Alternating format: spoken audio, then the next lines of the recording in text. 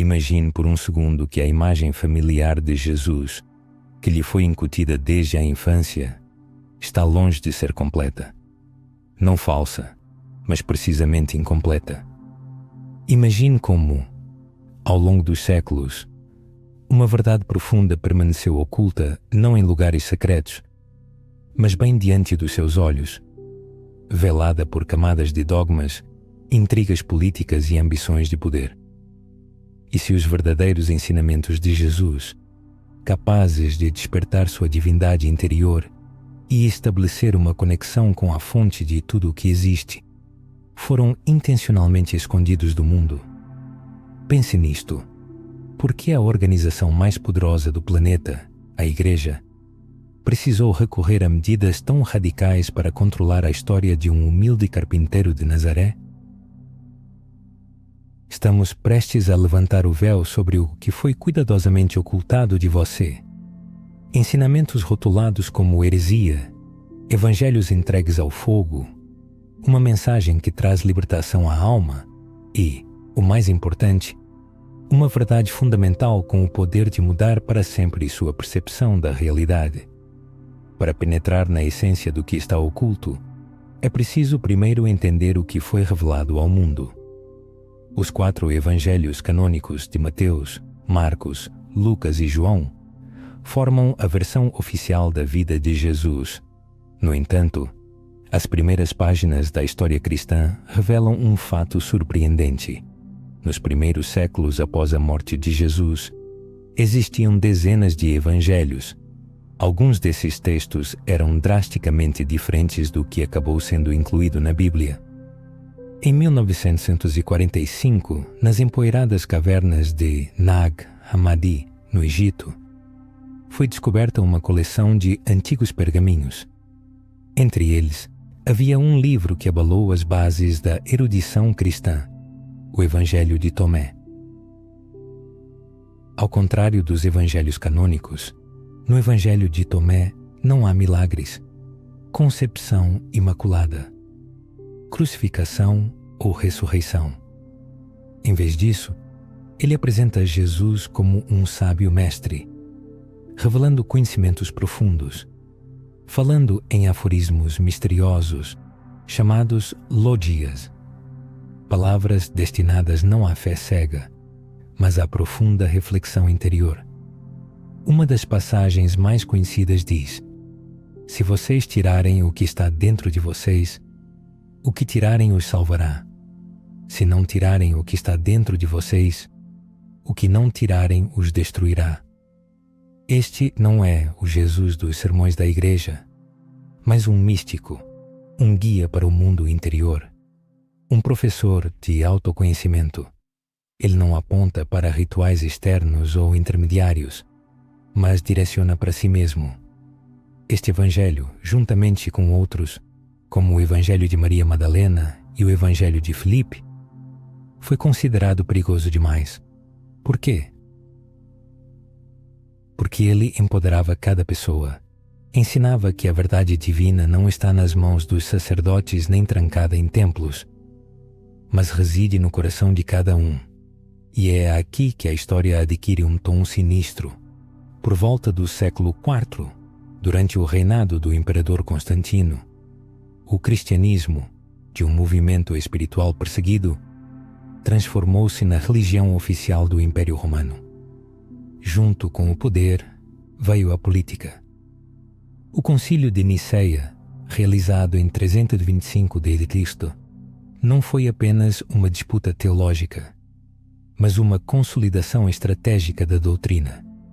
Os evangelhos que não se alinhavam aos interesses políticos e hierárquicos da nova Igreja Imperial foram declarados heréticos, blasfemos ou gnósticos, uma palavra que se tornou sinônimo de uma mentira perigosa. À sombra do cristianismo ortodoxo, esconde-se um mundo de perspectivas espirituais alternativas, um mundo que foi intencionalmente suprimido e difamado como uma mentira perigosa. Mas o que é o gnosticismo de fato? Ao contrário das afirmações da Igreja, os gnósticos não eram nem selvagens hereges, nem pagãos mergulhados na ignorância. Pelo contrário, eram místicos cristãos primitivos, insaciavelmente sedentos por gnose, um termo grego que designa o conhecimento interior ou a experiência direta do divino. Eles sustentavam a crença de que a salvação é alcançada não através de rituais e sacrifícios externos, mas através do despertar da centelha divina que adormece dentro de cada ser humano. Acreditavam que este mundo é apenas um véu ilusório, uma espécie de sonho espiritual, e que Jesus era um mensageiro do despertar, um espelho que reflete nossa verdadeira essência, e não apenas o único Filho de Deus a ser adorado à distância. Perguntemo-nos, por que as autoridades eclesiásticas suprimiram tão ferozmente um ensinamento que proclamava a autoafirmação, a divindade interior e a conexão direta com Deus? Será que tal mensagem poderia minar a necessidade de uma hierarquia religiosa? As pessoas precisariam de intermediários, rituais complexos e confissões se percebessem que o reino dos céus está dentro delas? O Evangelho de Tomé afirma: o reino está dentro de vocês e fora de vocês. Quando vocês se conhecerem, então serão conhecidos e saberão que são filhos do Pai vivo. Este é um evangelho radical, libertador e proibido. Mas a verdade se estende ainda mais profundamente. Ao mergulharmos no evangelho de Maria Madalena, descobrimos algo ainda mais controverso.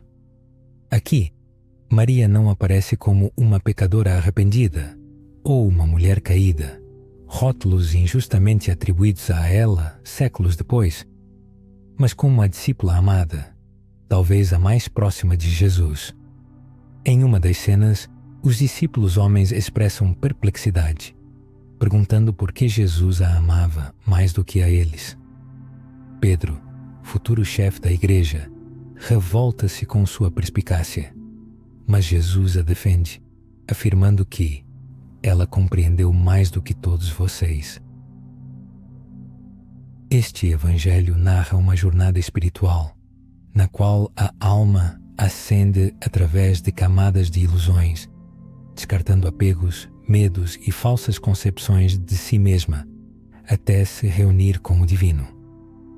Por que isso foi ocultado? Porque sugere que Maria Madalena não era apenas uma discípula, mas uma igual espiritual, portadora de conhecimento sagrado. Em um sistema patriarcal, onde a autoridade espiritual deveria pertencer exclusivamente aos homens, isso era inaceitável. E, no entanto, essas verdades, apesar de todas as tentativas de erradicá-las, recusaram-se a desaparecer. Sepultadas em vasos, escondidas nas areias, sussurradas através dos séculos, elas esperaram o tempo em que a humanidade estaria pronta para ouvi-las novamente. Você já se perguntou se na versão de Jesus que lhe foi ensinada, algo estava faltando? Sentiu uma agitação interior, a sensação de que há algo mais nesta história? Este é apenas o começo. Eles tentaram apagar, queimar, mas a verdade, especialmente a verdade divina, possui uma capacidade surpreendente de sobreviver. Após a supressão dos evangelhos proibidos e a ascensão do cristianismo institucional, os verdadeiros ensinamentos espirituais de Jesus não desapareceram sem deixar vestígios. Eles foram para o subterrâneo, escondidos nas veias de tradições místicas secretas, guardados por místicos, sábios e buscadores que entendiam que algumas verdades são sagradas demais para serem controladas por qualquer autoridade terrena.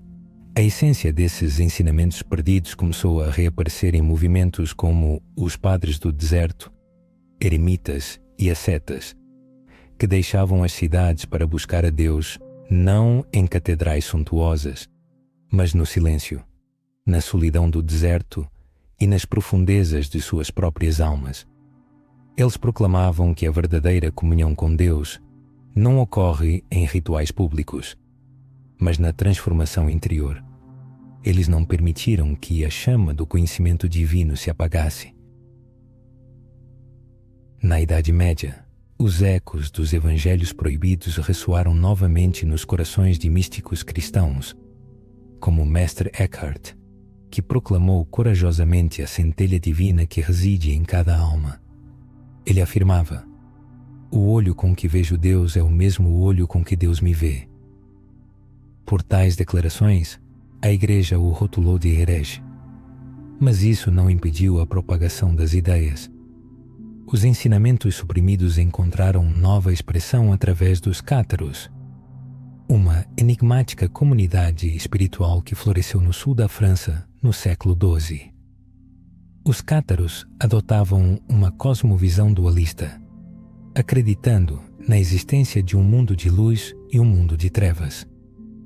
Eles afirmavam que o mundo material era apenas uma armadilha criada por um falso deus, o demiurgo, uma ideia profundamente enraizada em muitos textos gnósticos. De acordo com suas crenças, Jesus não veio para redimir os pecados da humanidade com sua morte, mas para lembrar às pessoas que elas não pertencem a este mundo de ilusões, que elas são luz temporariamente aprisionadas na matéria. Os cátaros rejeitavam a autoridade dos hierarcas eclesiásticos, negavam a necessidade dos sacramentos e elevavam as mulheres, concedendo-lhes posições de líderes espirituais. Para a Igreja, eles representavam uma ameaça, cuja magnitude era difícil de compreender. Em resposta a isso, em 1209, o Papa Inocêncio XIII declarou uma cruzada em grande escala, dirigida não contra muçulmanos ou pagãos, mas contra irmãos cristãos. Os cátaros foram submetidos a perseguições brutais, torturas e foram condenados a serem queimados em fogueiras. Cidades inteiras foram varridas da face da terra para erradicar a memória deles. Mas eles carregavam consigo o sussurro dos evangelhos proibidos, e mesmo na morte, sua verdade continuou a viver. Vale a pena refletir. A mensagem era tão poderosa e libertadora que exigiu os esforços de impérios inteiros para suprimi-la. E, no entanto, ela resistiu. Através de símbolos, manuscritos cifrados, ensinamentos secretos embutidos na arte, arquitetura e tradição oral, a antiga sabedoria foi preservada. Ela fluiu, como um rio subterrâneo, através dos séculos, reaparecendo em textos herméticos, onde ensinamentos como "o que está em cima é como o que está embaixo" refletem os princípios que Jesus sussurrava no Evangelho de Tomé. Ela se manifestou nas tradições alquímicas da Renascença, onde a transmutação do chumbo em ouro simbolizava não uma transformação física, mas uma transfiguração espiritual. O despertar da essência divina dentro do ser humano, mesmo na era moderna. Carl Jung, eminente psicólogo e pesquisador da espiritualidade, reconheceu a profundidade da sabedoria gnóstica. Ele escreveu extensivamente sobre o eu divino, sobre o arquétipo de Cristo dentro de cada pessoa e sobre como os antigos textos gnósticos preservaram verdades sobre a psique que a Igreja ignorou ou rejeitou. Certa vez ele observou: os gnósticos foram os primeiros psicólogos profundos. Agora fica mais claro. A Igreja escondeu os evangelhos não porque eles continham mentiras, mas porque eram demasiadamente verdadeiros, demasiadamente poderosos, demasiadamente despertadores.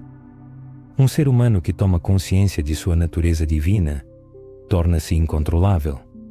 Um ser humano que se percebe parte de Deus não se submete mais ao medo, não precisa de intermediários e não participa de sistemas de culpa e vergonha que se mascaram de salvação. E agora é preciso abordar, talvez, a maior heresia de todas. O reino de Deus não é um lugar para onde se vai após a morte. Não é o destino dos eleitos ou dos punidos. Segundo os ensinamentos proibidos, o reino é um estado de consciência, um retorno à unidade. No Evangelho de Tomé, Jesus diz: o reino do Pai está espalhado sobre a terra, e as pessoas não o veem. Ele não fala do céu após a morte, mas do momento presente, da presença, da realidade oculta por um véu de ilusões, acessível não através da religião, mas através do despertar. É aqui que começa a verdadeira jornada, dirigida para dentro de si. O Evangelho proibido surge não apenas como uma crítica aos abusos eclesiásticos ou uma restauração da verdade histórica, mas como uma revelação que toca cada pessoa, sua alma e seu caminho sagrado pessoal até a fonte primordial. Pois dentro de cada um de nós arde uma centelha da mente divina, uma voz mal audível no silêncio do mundo, um conhecimento da existência de algo maior, de que somos algo mais. E esse chamado silencioso não é uma ilusão, mas um apelo da nossa natureza original, aquela parte de nós que nunca perdeu a conexão com o divino. Muitos místicos afirmavam que o maior pecado é o esquecimento da própria essência verdadeira. O Evangelho proibido ensina que a redenção não é um apaziguamento de uma divindade irada, mas um retorno à memória de sua origem divina. Torna-se compreensível porque a Igreja buscou ocultar esses textos. Pessoas que reconhecem sua divindade deixam de temer as penas do inferno, não precisam de perdão e não dependem de autoridade externa em questões de salvação. Elas adquirem soberania, tornam-se personalidades íntegras. Foi essa mensagem que Jesus trouxe, uma mensagem não de submissão cega, mas de despertar, não de hierarquia, mas de unidade, não de vergonha, mas de amor. Amor que nasce da consciência da conexão inseparável com Deus. Ao longo dos séculos, a verdade não desapareceu sem deixar vestígios, apenas mudou de forma. O que a Igreja relegou ao esquecimento, os místicos preservaram. O que os impérios tentaram suprimir, os buscadores lembraram.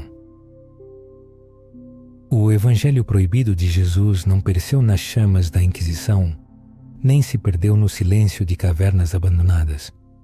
Ele se transformou, escondendo-se atrás de símbolos, rituais e mitos que ainda refletem sua luz original.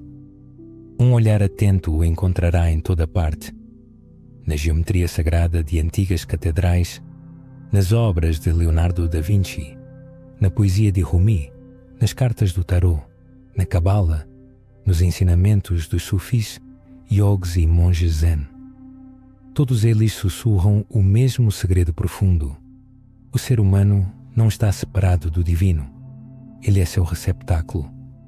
Essas tradições, apesar das diferenças externas, estão unidas por um fio comum, uma transmissão sagrada que contorna os dogmas e se dirige diretamente à alma, indicando o caminho de retorno à fonte divina interior. Na árvore da vida cabalística, o caminho da alma é traçado do mundo material de Malkut à coroa divina de Keter. Cada passo, cada sefirá, simboliza uma transformação interior, o despertar da memória de sua natureza divina.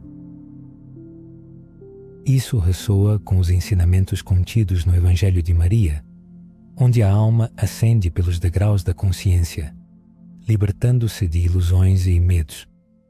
No Hermetismo, disse: como dentro, assim fora, como em cima, assim embaixo.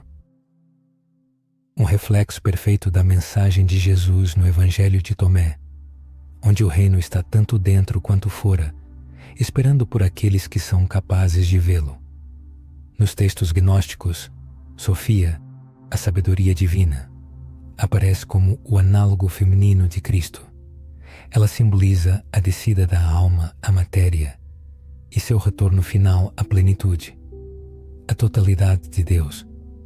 É um mito cósmico, mas ao mesmo tempo, uma história pessoal de cada ser humano, esquecida pela alma, E Jesus veio para lembrá-la. A Igreja suprimiu teimosamente tais ideias, pois elas transferem o centro da história sagrada para o próprio ser humano. Em vez da representação de um pecador buscando perdão, surge a imagem de um Deus adormecido, lembrando sua verdadeira essência. Em vez de uma fé passiva, aparece uma busca ativa, uma centelha divina capaz de inflamar o mundo. Se cada pessoa percebesse isso, o mundo seria completamente diferente. E se as pessoas acreditassem que o sagrado não está fora delas, mas profundamente entrelaçado em sua existência, isso levaria a consequências revolucionárias.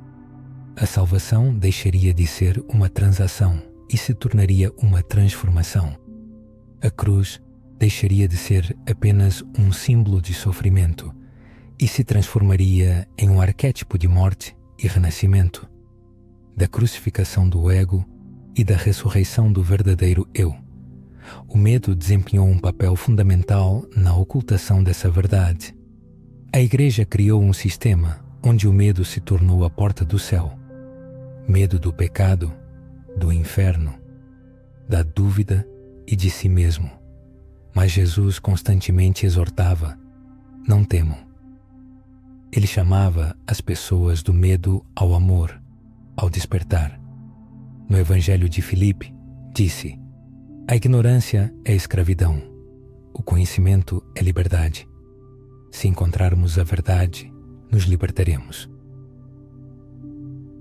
Este Evangelho aponta não para crenças externas, mas para uma revelação interna, para a gnose, uma consciência direta e experiencial do divino, e não apenas um conhecimento intelectual.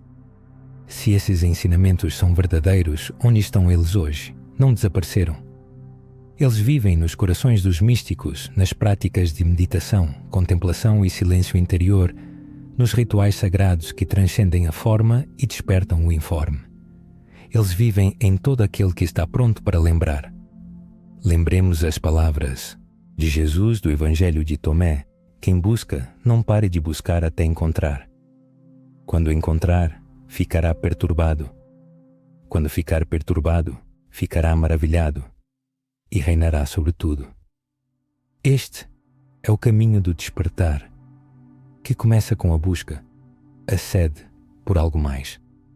Depois vem a perturbação, o desvendar de tudo o que parecia verdadeiro.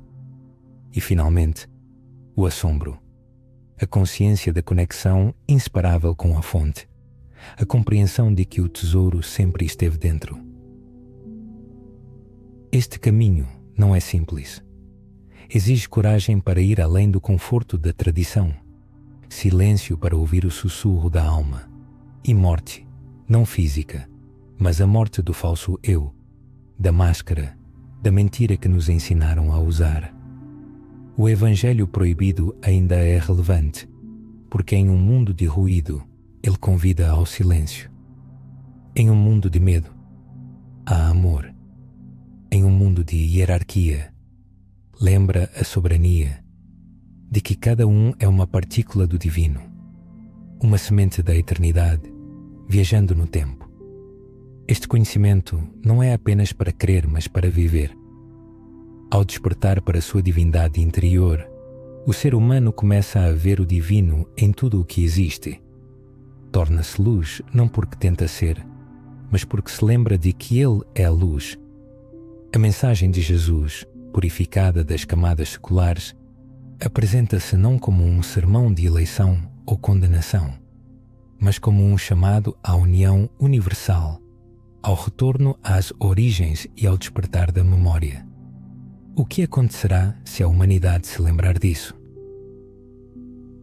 Se cada pessoa perceber que o paraíso não é um lugar geográfico, mas um estado de alma, que Deus não é um Senhor temível em um trono, mas a própria essência do amor que permeia cada respiração, que o caminho para a salvação é pavimentado não pelo medo, mas pela recordação.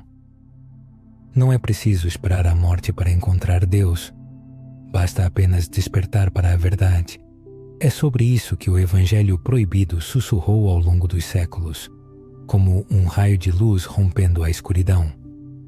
O Evangelho Proibido não é apenas uma coleção de textos antigos, é um espelho que reflete aquela parte secreta da essência humana que a religião, as normas sociais e o medo tentam fazer esquecer. E agora, com os textos suprimidos descobertos, os ensinamentos místicos revelados e as verdades enterradas trazidas à luz, resta a última e mais profunda revelação, uma verdade tão profunda e libertadora que atinge um golpe esmagador na ilusão em que a humanidade permaneceu por séculos. Essa verdade é que cada pessoa é um evangelho vivo. Os ensinamentos de Jesus nunca foram destinados a se transformar em dogmas petrificados, gravados em pedra e guardados por instituições. Seu objetivo é despertar a centelha divina em cada alma. Jesus não apontou para si mesmo como objeto de adoração. Ele apontou para a essência divina que reside dentro de cada um. Ele disse: "Vocês farão obras maiores do que estas, não para provocar adoração cega, mas para chamar ao despertar da memória, para lembrar que o ser humano não é apenas carne e ossos perecíveis, não apenas um pecador que precisa de salvação, mas uma alma ardente, uma manifestação direta do divino, envolta em um véu de esquecimento." Nisto reside a verdade principal que a Igreja mais temia. Cristo não é um nome, é um estado de consciência, um nível de percepção onde as divisões desaparecem, as ações não são mais ditadas pelo medo e a busca por salvação fora de si se torna sem sentido. Em vez disso, ocorre um despertar para a consciência da unidade com o Pai, a compreensão de que o Espírito não habita em templos feitos por mãos humanas, mas no espaço sagrado do próprio ser. Não é apenas uma metáfora, é a essência do Evangelho secreto. Nos textos gnósticos, Cristo aparece não apenas como uma figura histórica, mas como o Logos interior, a palavra divina, a luz da consciência que vive em cada pessoa. Jesus foi a encarnação desse Logos, mas não o único. Ele veio para despertar outros para essa mesma luz. É por isso que no Evangelho de Tomé ele diz: "Quem beber da minha boca se tornará como eu mesmo me tornarei essa pessoa, e o que está oculto lhe será revelado." O verdadeiro seguimento de Cristo não é a prostração diante de uma imagem, mas a conformidade com ela, percorrendo o mesmo caminho interior, encarnando o mesmo amor, clareza e unidade com a fonte. O ser humano não vem a este mundo para adorar a Cristo, mas para alcançar a consciência de Cristo.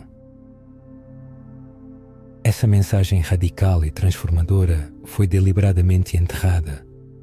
Mas no momento em que a consciência dessa verdade acontece, quando ela penetra na própria essência, tudo muda.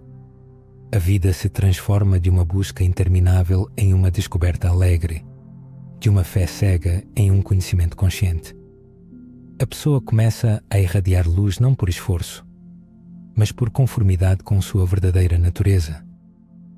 Mas não se engane, o despertar não é uma espera passiva, mas sim um processo ativo de transformação, semelhante a passar pelo fogo, simbolizando a morte do velho e o nascimento do novo.